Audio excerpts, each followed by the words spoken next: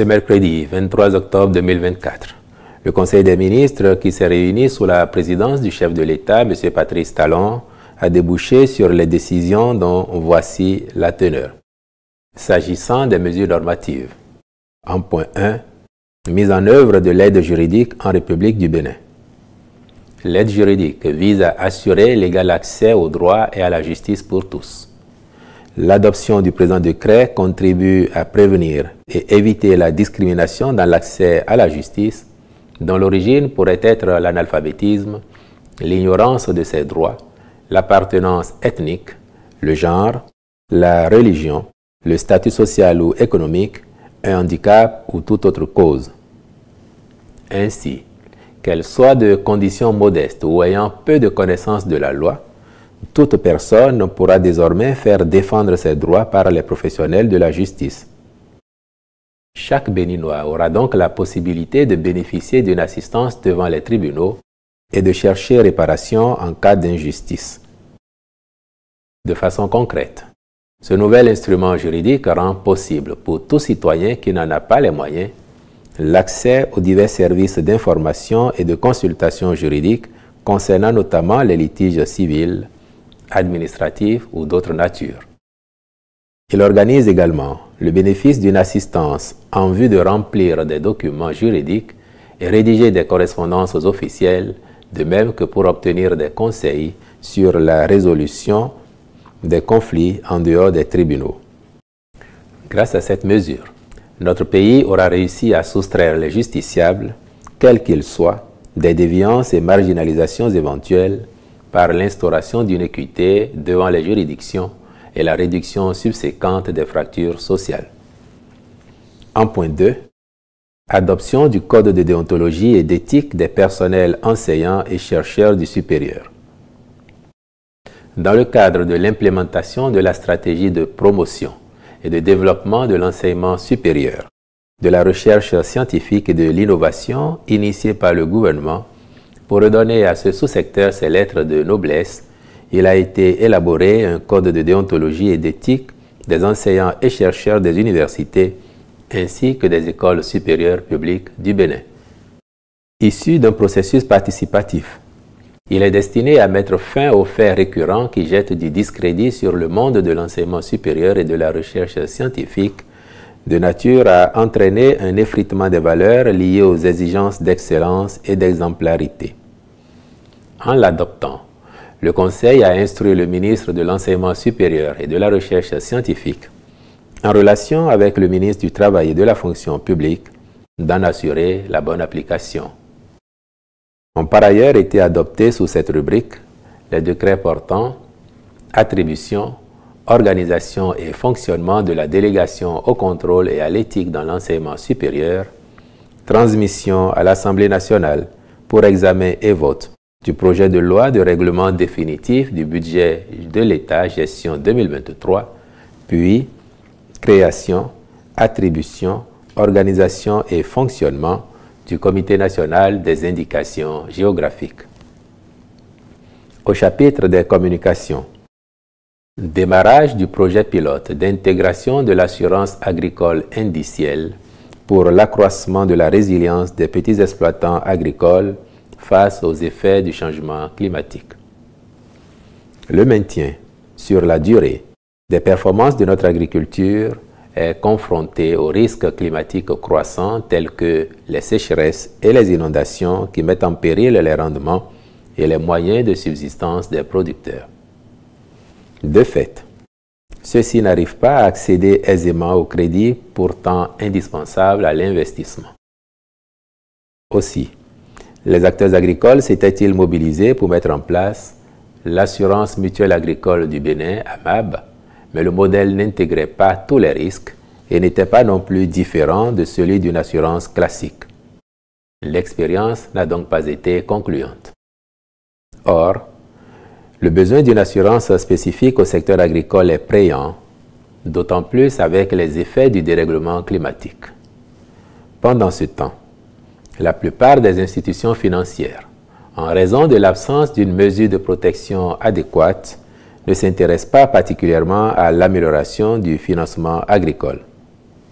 C'est pour surmonter ces difficultés que le gouvernement, avec l'appui de certains partenaires techniques et financiers, a engagé le processus de mise en place d'une assurance indicielle afin d'augmenter la résilience des petits exploitants. Le dit processus a démarré en 2022 avec la réalisation d'une étude de faisabilité dont les résultats ont été validés en 2023. Il tire leçon de l'expérience de la MAB tout en révélant le potentiel de marché pour l'adoption d'un programme d'assurance agricole. À cet effet, il est envisagé une phase pilote au cours de la période 2024-2025. Celle-ci va s'appuyer sur un modèle innovant et inclusif.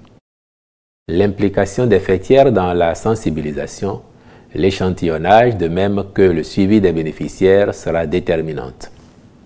Cette option promeut une approche multirisque et indicielle basée sur le rendement et non sur la pluviométrie, permettant donc un remboursement automatique de tous les bénéficiaires impactés en cas de sinistre. En outre, il sera subventionné pour les premières années, de sorte à accompagner les petits producteurs afin de leur permettre de se familiariser avec le produit et d'en apprécier les bénéfices. Ce faisant, les acteurs du secteur pourraient plus facilement bénéficier de l'assurance agricole via leurs fêtières respectives et les services financiers décentralisés à travers le crédit agricole. Sont concernés le bétail, le riz et le coton comme filière animale, vivrière et industrielle. Cette phase pilote approuvée par le Conseil couvrira tous les départements.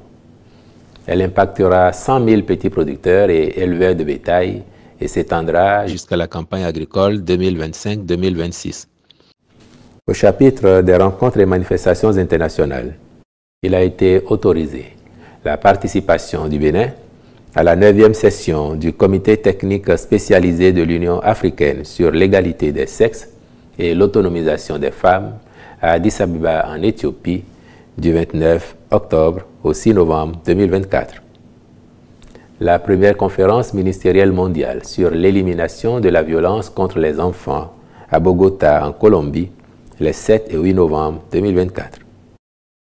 L'examen de son 5e rapport périodique lors de la 89e session du Comité pour l'élimination de la discrimination à l'égard des femmes à l'Office des Nations Unies à Genève, en Suisse, du 19 au 26 octobre 2024. La Semaine mondiale de l'éducation aux médias et à l'information à Amman, en Jordanie, les 30 et 31 octobre 2024. La 352e session du Conseil d'administration du Bureau international du travail à Genève, en Suisse, du 28 octobre au 7 novembre 2024. Il a été, par la même occasion, autorisé l'organisation au Bénin de la 7e session du Conseil des ministres de l'École supérieure multinationale des télécommunications de Dakar le 5 novembre 2024, ainsi que du Forum national sur la nutrition le 12 novembre 2024.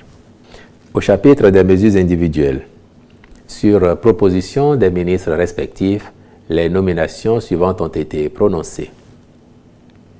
Au ministère des enseignements maternels et primaires, inspecteur général du ministère, M. Cessinou Gaston Lagoyer. Conseil technique aux affaires administratives et sociales, M. Clotaire Abimbola F.M. Oliide. Directeur des systèmes d'information, M. Falière Bodanho. Directeur de la planification, de l'administration et des finances, M. Olatunji Martin Essou. Au ministère de la Santé, directeur général du Centre national hospitalier et universitaire de psychiatrie, M. Grégoire Magloire Gansou. Directeur d'hôpitaux ainsi qu'il suit. Centre hospitalier départemental du Zou, M. Carlos Eni. Centre hospitalier universitaire départemental de Lemé, M. Eveho Phileas Alotieu Hounou. Centre hospitalier départemental du Mono, M. Hospice H. Fréjus Ontada. Hôpital de zone de Comé, Monsieur Alojogbe Christian Gbedenhessi. Hôpital de zone de Dassa, Monsieur Ubald Gossi Sossou. Hôpital de zone de Djidja, Madame Pridit Vanessa Nukudoji. Hôpital de zone de Kove, Monsieur Semawomede Menonji Meshabed Hossou. Hôpital de zone d'Aplawe, Monsieur Assou Armel Aubin Soklo. Hôpital de zone de Savet, Monsieur Abdel Razak Olaïtan Romulex Secheton Ali. Hôpital de zone de Sabalou, Madame Payero Carole Sobabe. Hôpital de zone d'Adjoun, Monsieur Kainde Daniel Langpoedja. Hôpital de zone de Klekame, Monsieur Emalin Idjakotan Jacques Balogun Kochofa. Centre hospitalier départemental de l'Atakora, Monsieur Gado Yarou Ngobi. Hôpital de zone de Pobé, Monsieur Sourou S.A. Hippolyte Koudjedon. Hôpital de zone de Sakete, Madame Pis René Senami Akogbekan. Hôpital de zone de Natitengu, Monsieur Maouna Ibrahim Ogungbe. Hôpital de zone de Kandi, Monsieur Élisée Soizon. Hôpital de zone de Banikwara, Monsieur Abdelaziz Abou Moufoutaou. Hôpital de zone de Basila, Monsieur Ulrich Antelme Sena Yassahoho. Hôpital de zone de Kouandé enfin, Monsieur Togbedji Alfred Jean-Louis Onsa. Je vous remercie.